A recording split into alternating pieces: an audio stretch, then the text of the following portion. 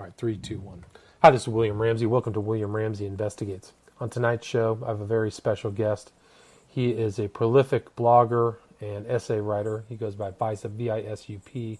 His blog is VISUP, at blogspot.com, where he has a list of posts and writing that go back all the way back to 2010. So he's been publishing frequently on subjects which he refers to as 14 realms of mind control, deep politics, sacred geometry, onomatology, which I don't even know what that means, synchronicity, occult film and music. So this is definitely subject matter that I am interested in. We're going to talk about a group called Le Cercle. It's a European organization, and kind of just branch off from that central topic. But VISUP, are you there?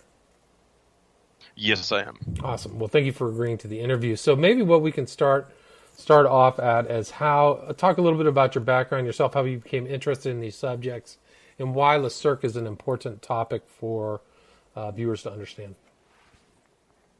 Well, like you said, I got into this at about 2010.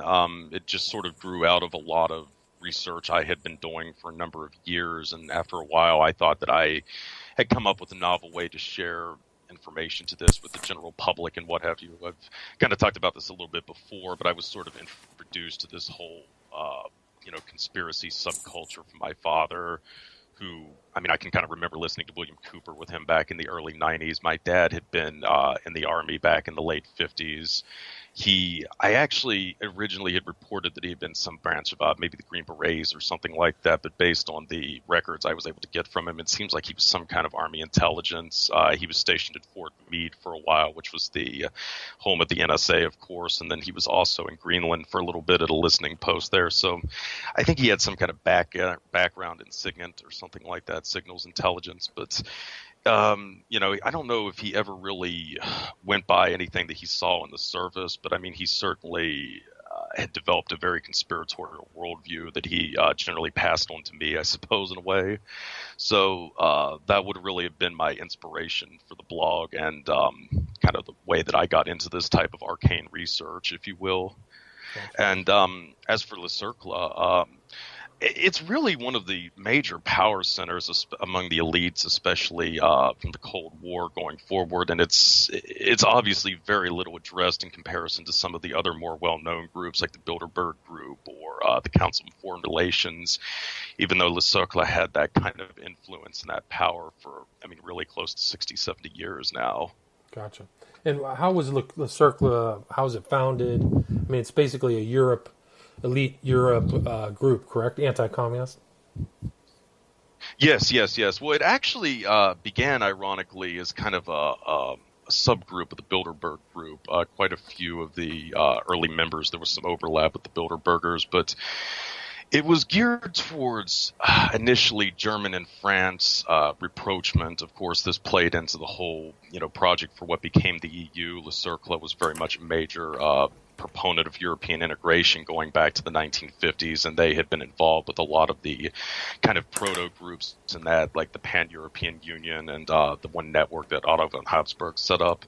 But anyway, the five founders of them were Franz Joseph Strauss, who was a very prominent politician in Germany for many years, Konrad Adenauer, who was a long-serving chancellor of Germany. He was the first post-war one. Then there was also Giulio Andreatta, who was the prime minister of Italy. He also held a lot of other crucial positions there. And then finally from France, there was Anton Panay, whose last name Panay is sometimes used as a reference to Le Cercle. Sometimes it's called the Panay Circle. But anyway, Panay was a very prominent French politician. And finally, there was the international man of mysteries, Jean Violet, who was really the big mover and shaker behind Le Cercle for a lot of years. And one thing that should probably point out about these five individuals that's really significant is that they were all affiliated with some type of very reactionary Catholic organization, generally one of two, those two being the Sovereign Military Order of Malta, more commonly referred to as the Knights of Malta, and Opus Dei. So Konrad Adenauer, I've about 90% certain was a Maltese knight. Andradia was definitely a Maltese knight, and Binet was definitely a Maltese knight. Franz Joseph Strauss was big with Opus Dei, as was Violet. And quite a few of the early members were usually tied into one of these two groups, most notably Otto von Habsburg and so forth. And that really was one of the distinguishing characteristics in the early years between Le Cercle and Bilderberg. Bilderberg was always much more centered around the Anglo-American establishment, maybe the Netherlands to some degree, but definitely it was kind of a bridge between this more Protestant, capitalistic-centric vision that kind of underlined Bilderberg versus this more reactionary Catholic ideology that was central to Le Cercle. Right. I mean, and Opus Dei is a very intense organization. There, I think Robert Hansen was a member of Opus Dei who was a spy for the Russians. I think he was an FBI agent or CIA agent here in the States. But they wear garters. Yeah, he was FBI agent. Yeah, it was FBI, right? Yeah, he was FBI, yeah. Right. So, but they wear like garters, take vows. I mean, if you look at some of the stuff Hansen was involved in, very, intense kind of militaristic loyalty to the Catholic Church. Absolutely. And on top of that, too, there's also been some compelling evidence that's come out in recent years that Opus Dei was a key partner of the CIA in establishing a lot of the Gladio networks, quote unquote, across Western Europe. Of course, Gladio was actually only the name of the Italian component. They all had their individual names in each country, but for the sake of brevity, I'll just go with Gladio. Oh, gotcha. Right, and Gladio was what? Doesn't the Gladio mean like the sword or something like that? Yes, Gladio. It was a Roman short sword that had two blades to it, but essentially Gladio was it was designed as a stay-behind network in most of Western Europe and some of the other nations there in the event that the Soviet Union invaded, and essentially the Gladio networks would be used to wage a guerrilla war in conjunction with U.S. Special Forces against the Soviets.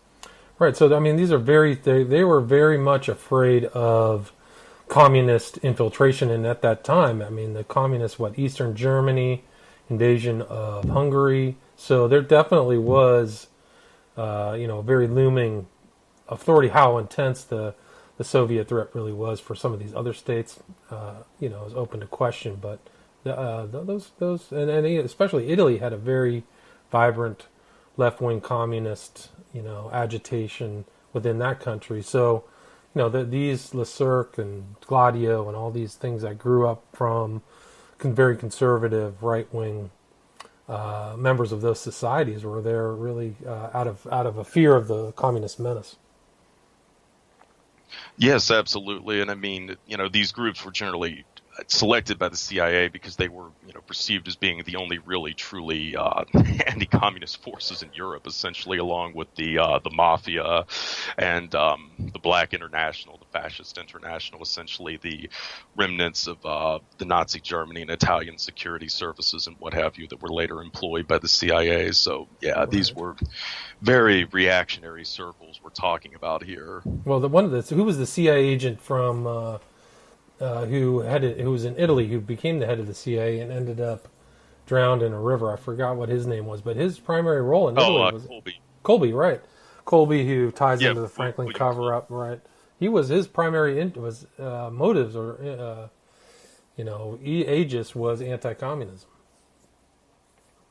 Well, absolutely, and Colby was also suspected of being a supernumerary with Opus Dei as well, and he might have been one of the principal figures who actually recruited Opus Dei to sort of help set up this network. Interesting. So he plays into all that stuff, right?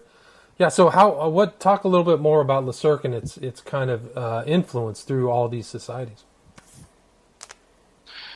Well, it didn't really take off in the Anglosphere until the late 60s, the early 70s. I believe it was Carlos Bacentia, who was a prominent Italian industrialist who had reached out to the Rockefeller faction in the United States in the late 60s, around, I think, 67, 68.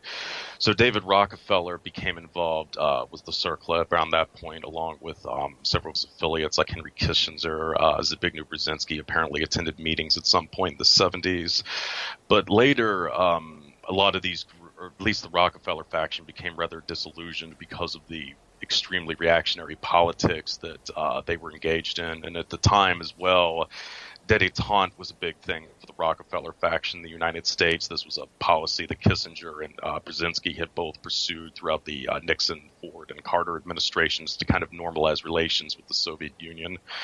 But in addition to that, they also brought in some crucial British partners in the early 70s. The link man for this was Brian Crozier.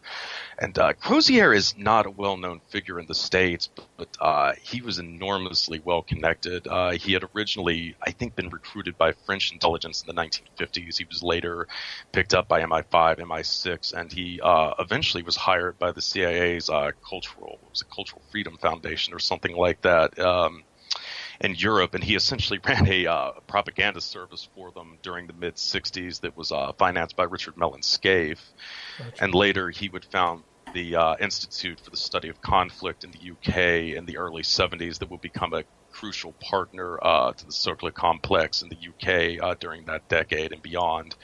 But the thing Crozier really did is he brought in a lot of these veterans of the British Special Operations Executive into Le Cercle, and the SOE, the Special Operations Executive, was essentially Britain's covert operations wing during the Second World War II. It was the actual agency that the OSS was modeled upon, and not MI6 as is commonly claimed. But SOE was pretty much totally geared towards black ops, paramilitary operations, covert operations, this type of thing. And quite a few of these figures who eventually became involved with the Cercle complex, most notably Lord Julian Amory and a few of the other members, such as, what was his name? Yes, Colonel Henry Sporberg and Neil Billy McLean would go on to play a huge role in essentially creating what would now be considered the modern private military company industry. Gotcha. This went back to essentially the end of the British Empire. Well, not the end, but the end of the official British Empire as opposed to covert one in the early 60s. Right. A group of officers like Amory and what have you were opposed to this, and they essentially set up a situation in Yemen where they brought in David Sterling, one of the founders of the Special Air Service, to arrange for a group of mercenaries to go into this nation and effectively topple the the communist forces that were in there to secure the natural resources there for the British government. And Sterling would go on to found Watchguard International, which was essentially considered to be the first modern PMC, private military company, and that would spawn a whole garden industry in the UK in the 70s, and many of these groups were also linked to Le Cercle as well. Interesting. And they were all involved in all kinds of subterfuge and political overthrows throughout, really, the Third World, Africa, some other states. Is that would that be correct? Yes, absolutely. I mean, Amory, he was obsessed with trying to hold on to the natural resources in Africa and the Middle East. He saw this as absolutely integral to the preservation of British world power. And he was a big proponent of essentially creating this private network that, as you're saying, would operate throughout the developing world, but especially in Africa and the Middle East to help preserve some of these resources. Gotcha. I mean, one of my favorite movies is, have you ever seen Dogs of War with Christopher Walken? Right. Yeah. Great ending. Yes. I don't want to ruin it, but one of the best endings of all things. But basically a private military contractor out of the UK with, I think the guy he's talking to is somebody probably like Julian Amory. I can't remember the name of the writer. What was his name of Dogs of War? But it referenced... what was it? Frederick Forrester or something Forsyth, another Brit. Yes. But yeah, so I mean, those things were definitely happening. Much more so into today. You have Blackwater opera, an American burned by Prince, who actually popped up in the recent Mueller investigation because he traveled with some guy to the Seychelles. There was a Seychelles meeting, but Prince is definitely an operator operating in this kind of same PMC vein. Well, yes, absolutely. And one of the big PMCs currently active now in the UK is Aegis, Aegis Defense Services. And Aegis was actually the company that the U.S. Coalition Provisional Authority hired in Iraq, I believe in 2003, 2004, to oversee all of the private contractors that were in Iraq at the time. I mean, they ran an intelligence service and what have you. And the founder of Aegis, Tim Spicer, was awarded this contract for Aegis about a year after he had met with Le Cercle. Wow, so the Cercle is still potent and still operating in Europe. I wasn't aware of that. Oh, yes. Now it doesn't really have the Catholic flavor that it used to have. It's really was taken over by the British in the 1980s. Amory became the chairman in the 1980s. Another chairman was Crozier. And I believe every chairman since then has been British, if I'm not mistaken. But interestingly, despite the fact that Le Cercle was a very big proponent of European integration throughout the Cold War era, they've actually become one of the leading organizations of European skepticism in recent years. Interesting. So they're not fully exiting, but they don't think the experiment is working out. Yes, I would say that would be essentially correct. Another interesting thing, too, about the British members that you probably would be interested in knowing, Amory was actually the son of Leopold Amory, who was a major figure in Quigley's Round Table group. In fact, he was apparently who took it over after Lord Milner died in the 1920s. And another prominent member of this Round Table group was a guy named Lord Lothian, and eventually one of Lothian's descendants, I think it was maybe a nephew or something like that, became a chairman of Le Cercle during this past decade. Fascinating. Yeah, so you see them just still, their talent pool is coming from the same same well, so to speak, same familial wells. Which actually, yes, absolutely. So Le Cercle, it's still operating as. I mean, how influential is it still, other than working through these private military PMCs? What other are they involved in? Propaganda and subterfuge and kind of working against left-wing groups? Yes, I mean, I would imagine absolutely so. I mean, especially with the situation in Europe, of course, it's very hard to really determine the extent of what it's been up to in recent years because of the extreme secrecy, surrounding the group. But it was definitely a major factor behind Brexit and what have you, Brexit, excuse me. Gotcha. And I imagine it would probably still be involved in a lot of these other, anti-leftist agendas that have been played out in Europe in recent years. But again, there's unfortunately not a lot of information available on that for obvious reasons. And you, in the title of your blog, you have them also as part of the pedocracy. Why do you have that statement that they're part of this kind of global pedophile movement or whatever? Well, they actually seem to be at one of the forefront organizations probably in managing it. Quite a few of the members were linked to these kind of elite pedophile circles in the United States and the UK and in Belgium. It's a bit of a broad topic here, but I guess to go over a few of the highlights, one of the big American partners in Le Cercle by the 70s was William Casey, the famed CIA director during Reagan's administration. Casey was himself, of course, linked to the Franklin scandal. He was apparently on good terms with Craig Spence, who was also a close associate of Larry King. And curiously, all three of these men also appeared to have been close to Roy Cohn, Donald Trump's infamous political mentor / attorney.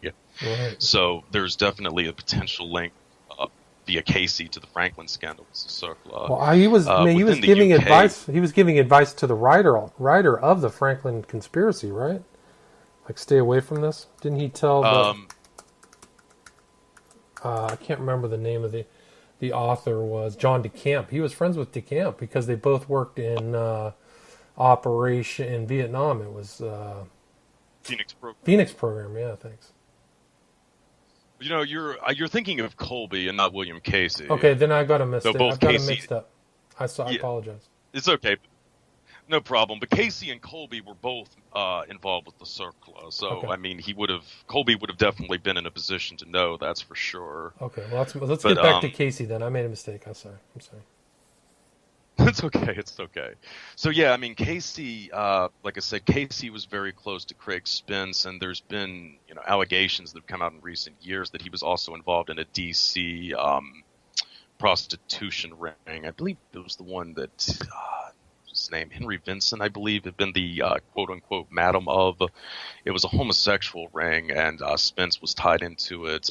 Casey was tied into it. Larry King had been tied into it, and Vincent had reported that they had repeatedly tried to get him to procure underage boys for them, and he had steadfastly refused, to his credit. But Casey definitely seems to have been a big player on the U.S. end in this kind of stuff, and his connection to Le Cercle is definitely very eye-opening in terms of some of the other members. Remarkable. Going in. Sorry, continue. I apologize. Okay. So going into the British links, essentially, there have been at least 3 Cercle chairmen who have been accused of pedophilia. That would include Amory himself, Norman Lamont, and Julian Aitken, who were chairmen during the 90s, respectively. Lamont was actually going into the early zeros as well. Amory was also apparently a good friend of Lord Mountbatten, I believe, who has also been extensively linked to pedophilia in the UK. Another person who was quite likely a Le Cercle member was Leon Britton. He had been the Home Secretary under Thatcher's regime. He was one of the individuals who had apparently worked to suppress the Westminster pedophile dossier, which had come out during the early 80s. Essentially, this was a list of names of suspected pedophiles in Thatcher's government. Britain was later revealed to also have been one of the individuals who was linked to this network. So he was the one basically tasked with investigating a network that he was quite likely involved with. Wow, amazing, yeah. Another one was Keith Joseph. This was Thatcher's Secretary of State for Education and Science, which obviously has some kind of disturbing connotations when you consider he's involved in pedophilia. Incredible. But he had worked with Crozier on psychological operations during the election years in 1987. Another one was Peter Morrison, who was Thatcher's some kind of parliamentary secretary, but he had been linked a lot to pedophilia during the Thatcher years, and he was close to Amory and Aikens. Another interesting figure was Julian Lewis. He had been involved with Crozier and his 6i network, which was essentially a private intelligence network that Crozier had set up. This featured some heavyweights from the U.S., including General Vernon Walters, who was a member of the Knights of Malta, and General Richard Stilwell. But anyway, Lewis was actually accused of essentially suppressing this investigation a magazine called Scallywag had done in the late 80s, early 90s into links that the British establishment had to pedophilia. They had compiled an extensive amount of documents on this.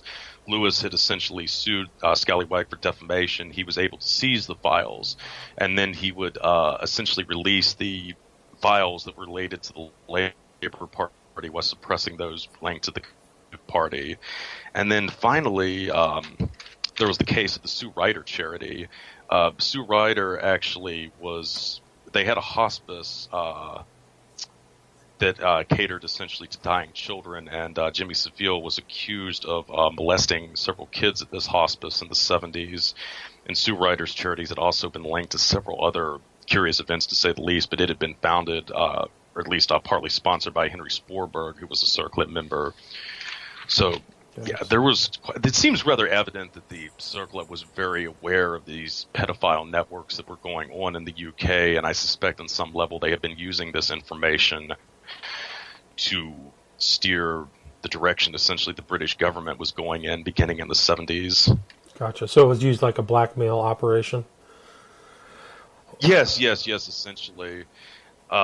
I mean, one of the first casualties actually was probably Edward Heath. He had been a conservative prime minister during I believe it was the early 70s, but he was essentially considered to be too soft on communism by the Cercle complex, and they have been circulating allegations that he was both a homosexual and a pedophile, and this had led to his government being brought down and replaced by the Labour government of Harold Wilson.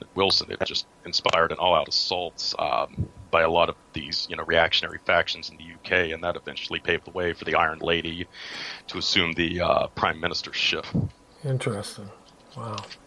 So they're just kind of like circling around and dictating policy. And you're saying Le Cercle was also involved in the Belgium pedophile scandal? Yes. I was just getting to that. So, again, this is another interesting organization. It was called the Academia Européenne des Sciences Politiques. I believe that's how it's pronounced, but probably not. For the sake of not embarrassing myself with this pronunciation, I'm going to refer to it as the Academy. This was what a lot of people affiliated referred to it as. But it was founded in 1968 by a Belgian named Florimond Demon, and it was based in Brussels. Now, it would essentially become a major network for the Cercle complex. Essentially, it brought together members of the Cercle and the Bilderberg group with a lot of less reputable elements, shall we say. One of the first organizations in this regard that it came into contact with was the Genter Press, which had been founded by a former OAS officer, Yves Guillon, more commonly known as Yves Guérin-Séric. Guérin-Séric had the dubious nickname of God's terrorist. He essentially has been linked to numerous acts of terrorism across the European continent throughout the 60s and the 70s. He was deeply involved in assisting a lot of the Italian neo-fascist groups wage the strategy of tension in Italy during the 1970s. The Genter Press was officially sponsored by the Portuguese government under Salazar. It had an office in Lisbon. It was used to conduct assassinations and other acts of terrorism in the colonies that Portugal still had in Africa. It was later hired by the United States, ironically, to help assist in the suppression of Guatemala in the late 60s, early 70s, where reportedly 50,000 people were killed. And later, Genter operatives ended up in Chile, where they also assisted Pinochet and his regime there. So they were very much at the forefront of right-wing terrorism throughout the Cold War era. Also, there were members of the P2 that were directly involved in the Academy, and several members of the Academy were involved with a group known as the P7, which allegedly was one of the major sources of funding for the P2. Brian Crozier himself. Right. For people who don't know, P2 stands for Propaganda Due, a high Masonic organization in Italy, which produced what was the most recent prime minister? Is under he's basic. It starts with a B. Berlusconi, right? So I can picture it in my. Well, the Berlusconi story is actually a fascinating aspect of P2 and its power, because one of the reasons why Berlusconi was able to become such a titan within the Italian country is because he received loans through the head of the P2 at a interest rate that was much lower than the standard public rate. So he was able to leverage this cheap money to really outmaneuver any other business person in Italy and purchase things at a much easier rates that were easier to pay back, and that's how Berlusconi took over. And those issues are still going. I mean, P2's power is still being felt in Italy today. There was recently a poisoning of a witness against Berlusconi. Her name was Emaine Fadil. Have you heard of her? No. Yeah, so Berlusconi is involved in these bunga bunga parties, which were like basically eyes wide shut parties, and it's still going. Yeah, it's still ongoing. But she was poisoned by heavy metal. She had some very strange poisoning and died. So, really pretty suspicious death associated with Berlusconi, P2, very hard right Italian politicians. Yeah.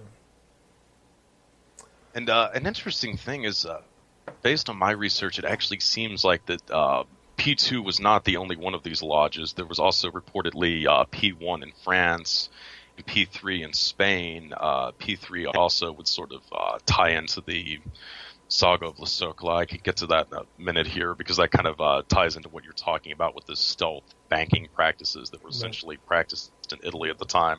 But anyway, and then there was P7, the institute I just mentioned here that was linked to the Academy. P7 was essentially Belgium's propaganda lodge, essentially. Gotcha. So, I mean, he had very, very, I mean, heavy hitters here, people that were deeply involved in terrorism throughout the European continent and beyond during this era. Now, as for the charges of pedophilia, there were two very noteworthy members of the Academy in this regard. One was Paul Benont, I believe is how it's pronounced. For the sake of brevity, I'm just going to refer to him as a BDB. That was his nickname in the Belgian press, BDB. He was the defense minister through much of the 70s, and then he eventually became Belgium's prime minister from 1978 to 1979.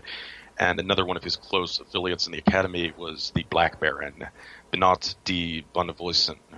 De Bonnevoisin was the son of a founder of the Bilderberg Group. Now, both of these men were eventually linked to the pedophile networks in Belgium during the 90s when the Dutroux affair was exposed. Dutroux, For those of you unaware, Marc Dutroux, yes.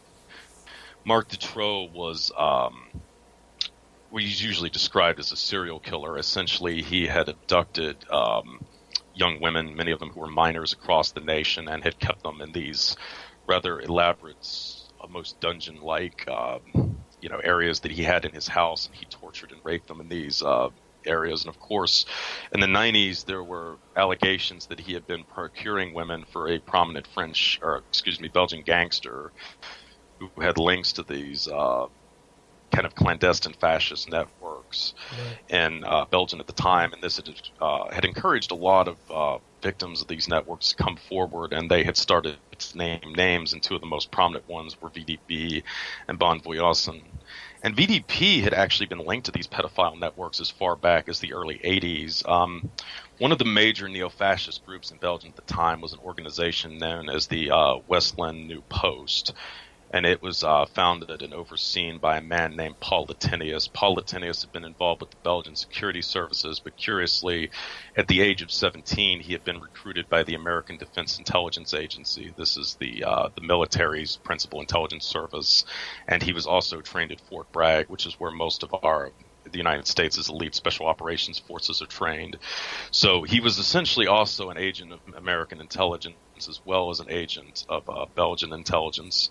He had eventually gone on to found the Westland New Post, which was linked to a series of supermarket shootings in Belgium in the 1980s. Essentially, gunmen walked into supermarkets and some other crowded areas and just started randomly firing at people. Quite a few women and children were unfortunately wounded or killed in these instances. But anyway, Latinius had compiled a insurance policy that's been dubbed the pedophile. Essentially, this was a collection of prominent Belgians that he was aware of and had compiled evidence that were engaged in these pedophile networks.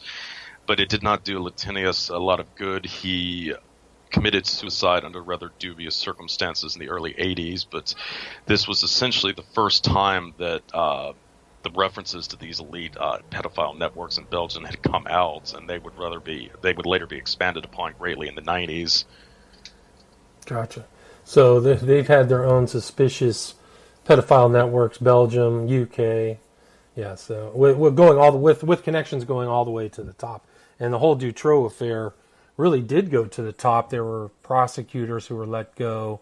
The investigation was undermined. There was actually for that country, a huge protest that was like 300,000 or 400,000 people walked out in the street. They were outraged by the nation's capital. Yeah, I mean, just really an amazing story that unfortunately doesn't get enough coverage. But I mean, at least in parapolitical circles, people are looking at it. But it is an incredible story, and Dutroux looked like he was connected, like he was networked. He was traveling outside of I think they have records of him traveling outside of Belgium, frequently. So. Yeah, absolutely. But I mean, it really seems like when you step back a little bit and look at the broader connections, Le Cercle was really at the forefront of these, elite pedophile networks. I don't know if they were actively, creating them or if they were simply aware of them, but it seems like they had accumulated a rather extensive amount of knowledge of these networks by the 1970s, certainly by the 1980s, and I suspect that played a major role in the rise to prominence during this time frame. Yeah, it's remarkable. So, what else about Le Cercle should we cover that we haven't really looked into? Well, I'll get into the sniffer plane scandal. Actually, that's Okay. kind of an interesting little anecdote that kind of plays into some you're talking about the shady financial dealings in Italy. Okay. So this had its origins going back to a company that was founded in 1965 in Geneva by I believe an individual named Odio Bonosoli or something like that. He was a Italian TV repairman who proclaimed himself to be a nuclear physicist, and a Belgian count named Elaine de Villegas, I believe. But anyway, Elaine was the son-in-law of the founder of the brother-in-law of the founder of the Academy, Florent Deman. So he was very tied into the Cercle complex, and he had eventually caught the eye of Jean Violet. He was the Frenchman who was a longtime chairman of Cercle, and he was generally considered to be the big mover and shaker in it throughout the 50s, 60s, and the 70s. But anyway, Elaine believed that he and his Italian compatriot had developed a way to detect fresh water underneath the earth, essentially. They had pitched this ideal to the Spanish government, and they had received some backing from the government from individuals that were linked to Opus Dei. But the technology was bogus, and nothing came of it.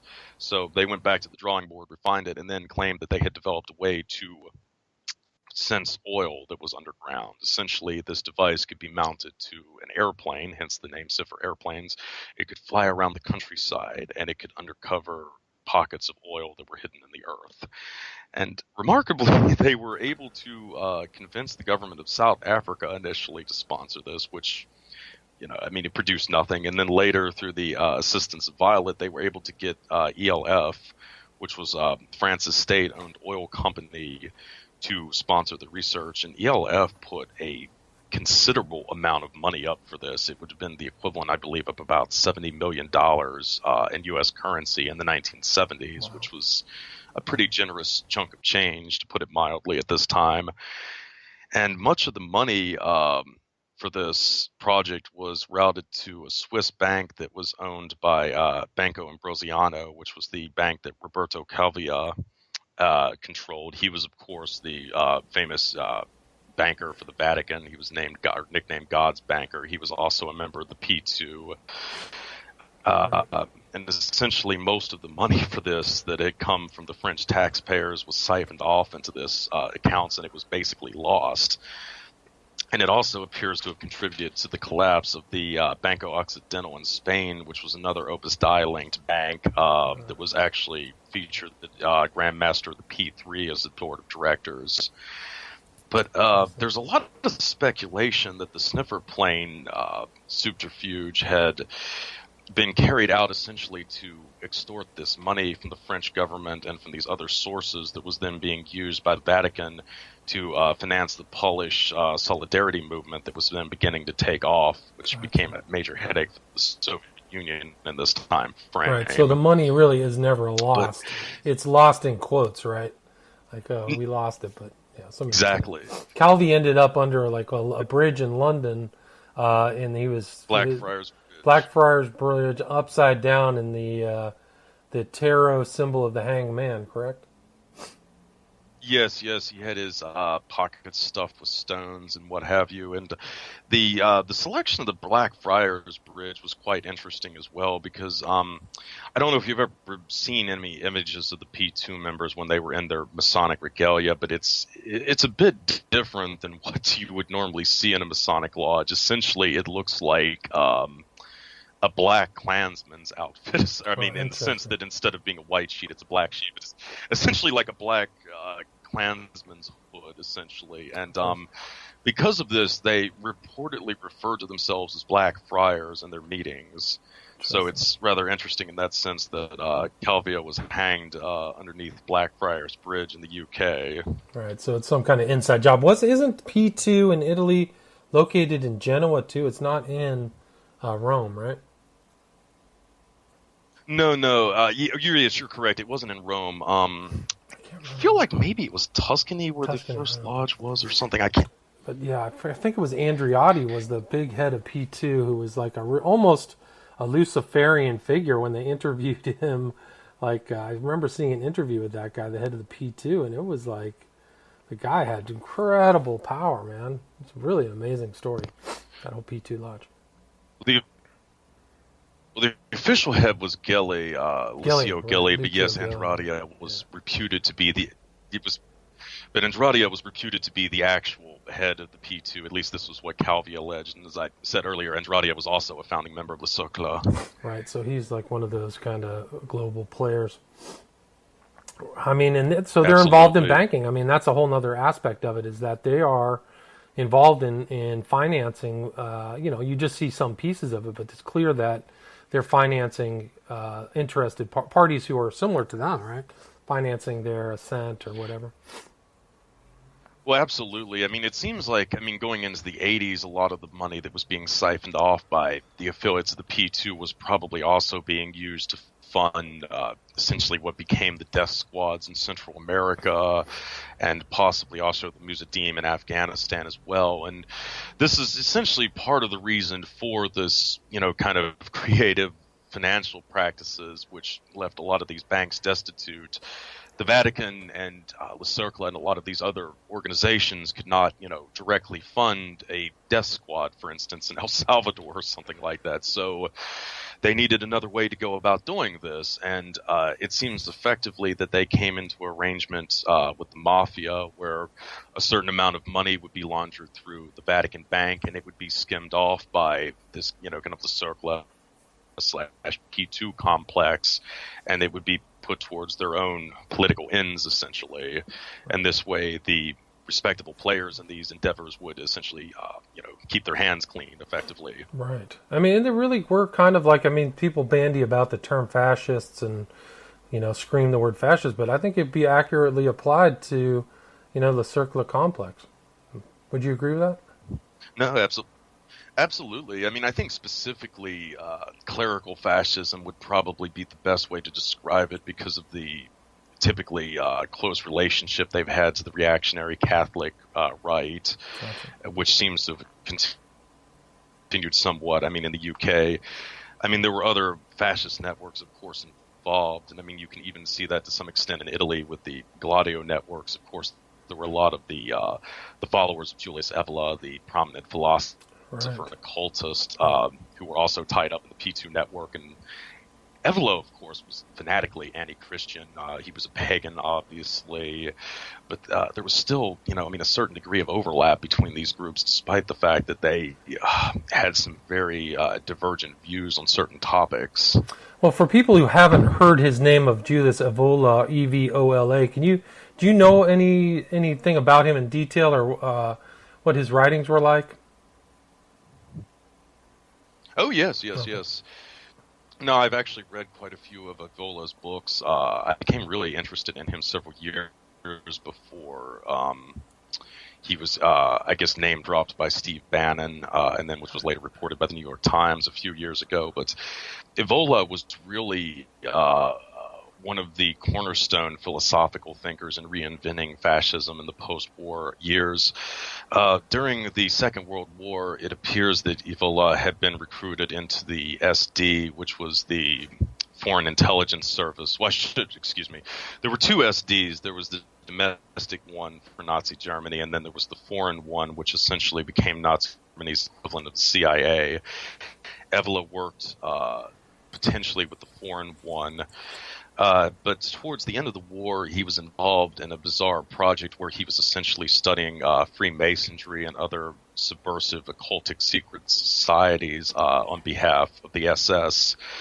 And there's some speculation, most notably by the great Kevin Coogan, that he was developing a kind of pan-European ideology that could be used by the Black International in the aftermath of the Second World War to reinvigorate the fascist cause, if you will. And it seems like this was very much the case as to what he was doing in the post-war years. Of course, he became just an enormous influence in a lot of these very extremist right-wing groups. And it seems like he had even established ties with the CIA to some capacity as well to continue promoting this ideology. And the thing about Evola, pretty much every major Italian neo-fascist terrorist at some time or other had spun under the spell of Ebola. Probably the most notable one was, I believe it was Pino Ritana or something like that. He was the founder of the New Order, and the New Order was essentially the principal organization that was used for the Gladio-linked terrorism in Italy throughout the 1970s. The founder of this group was a huge fan of Ebola. So, I mean, it was an incredible amount of influence that he had on a lot of these networks. Of course, we're not really privy to a lot of it in America and the UK because Evola's writings were not translated into English, I believe, widely until the 90s, if I remember correctly. But in a lot of the European countries, especially the Catholic ones like France, Italy, I mean, he had a huge influence. And it seems like in this day and age, he may well be even more influential now than he was during his own lifetime. Yeah, it's amazing. There's a lot of parallels between Evola and Crowley, both like aristocratic, highborn, into magic, all kinds of esotericism, anti-Christian, into drugs, mountaineers, world religion, meeting of East and West. Evola really is something else. I mean, kind of very similar, but and you could. Well, you can make questions about how there was some influence Crowley is politically instead of merely as an occultist, but how his political influence is. It's a very good question, but Evola, very fascinating character. Well, definitely, and the comparisons between Crowley and Evola were very interesting too, because I mean, they obviously were inspired by a lot of the same sources, but I mean, it seems like they came to some pretty different interpretations. Of course, my understanding with Crowley, and I'll preface by saying Crowley's not really my area of expertise. I mean, I know something about Crowley. You pretty much have to go into this kind of research, right. But I'm much more familiar with Evola. But my understanding essentially of Crowley, he saw himself as a prophet who was restoring the stealthy, if you will. You have to repeat that. That kind of came out. Oh, I think that's... You done? Let's see. Do.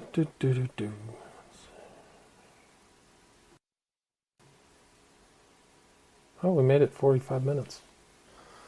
Let's try again.